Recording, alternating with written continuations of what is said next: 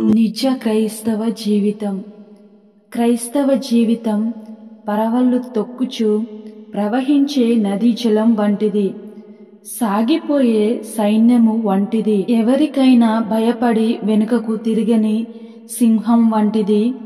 ఇలాంటి పదాలు ఏ క్రైస్తవ జీవిత విధానానికి ఆపాదించబడతాయో వారే నిజ క్రైస్తవ జీవిత ఆనందాన్ని అనుభవిస్తారు, అందరికీ మాదిరిగా జీవిస్తారు. వారి జీవితము అందరూ చూడాలని ఆశించే నదీ ప్రవాహంలా ఉంటుంది.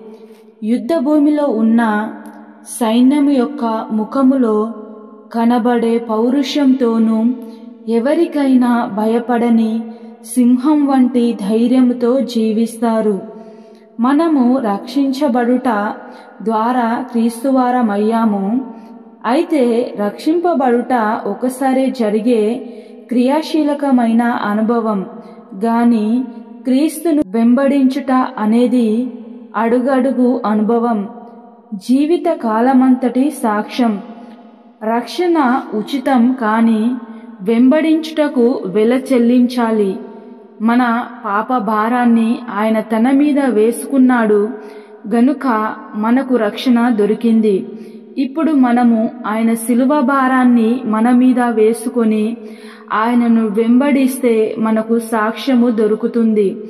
మనము రక్షించబడిన రోజు మొదలుకొని మరణ దినము వరకు క్రీస్తును వెంబడించుట అనుభవం గలవారమై ఉన్నప్పుడే మనం అనుదిన క్రైస్తవులముగా ఎంచబడతాము.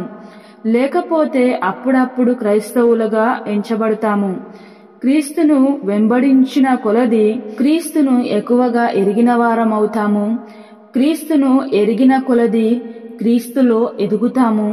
క్రీస్తులో ఎదుగుచున్న కొలది సంఘంలో సజీవమైన రాళ్ల వలె చెక్కబడుతూ ఆత్మ సంబంధమైన మందిరముగా కట్టబడతాము.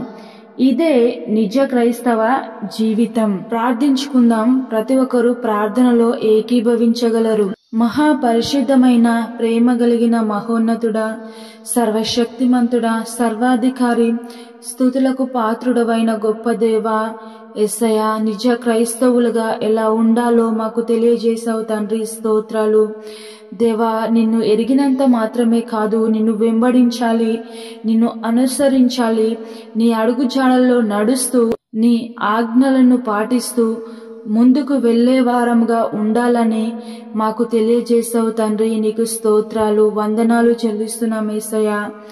దేవా, ఈరోజు ప్రభా నీ ప్రియ బిడ్డల్ని జ్ఞాపకం చేసుకోండి.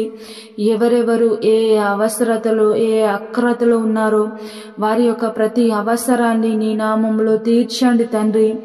దేవా, ఆర్థిక ఇబ్బందుల్లో అప్పు బాధల్లో ఉన్న ప్రతి ఒక్కరిని విడిపించండి, తోడై నడిపించండి తండ్రి. అనారోగ్యంతో బాధపడిచిన వారిని ముట్టి స్వస్థపరచండి.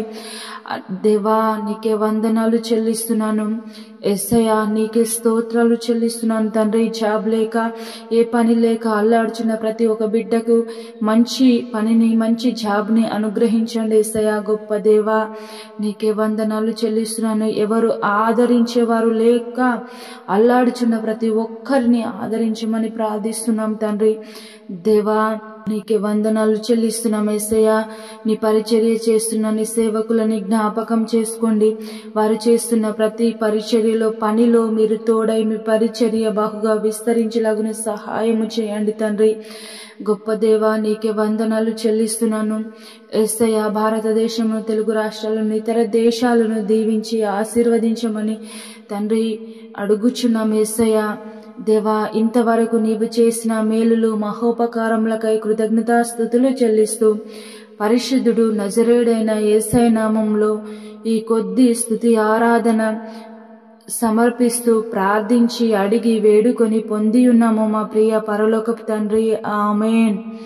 ఈరోజు పెళ్లి రోజు, పుట్టినరోజు జరుపుకుంటున్న మీ అందరికీ దేవుడు తోడై మిమ్మల్ని ధారాళముగా దీవించి ఆశీర్వదించునుగాక. మీ యొక్క ప్రార్థన అవసరతలుంటే మాకు తెలియచేయగలరు. మేము మీకోసము, మీ కుటుంబం కోసము ప్రార్థిస్తాము. దేవుడు మిమ్మల్ని దీవించి ఆశీర్వదించునుగాక.